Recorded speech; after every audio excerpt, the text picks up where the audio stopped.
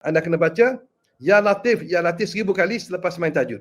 Ya Latif, Ya Latif, Ya Latif, Ya Latif 1000 kali sewaktu selepas sembahyang tahajud. Selepas main witir apa semua, dah selesai semua, okay, baca Latif. Kemudian selepas main sunat subuh, bukan solat subuh. Selepas main solat sunat subuh, anda baca Ya Hayy Ya Qayyum, Ya Zal Jalal wal Ikram. Ya Hayy Ya Qayyum, Ya Zal Jalal wal Ikram, Ya Hayy Ya Qayyum, Ya Zal Jalal wal Ikram. Banyak 41 kali saja. Kemudian selepas main subuh, anda kena baca Ya Latif sebanyak 129 kali. Tadi Ya Latif selepas tahajud 1000 kali.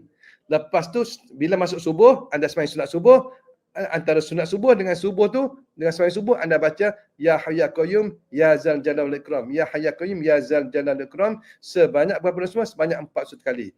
Dan selepas main subuh, selepas main zuhur, selepas main asar, selepas maghrib dan selepas main isyak, anda baca Ya Latif sebanyak 129 kali.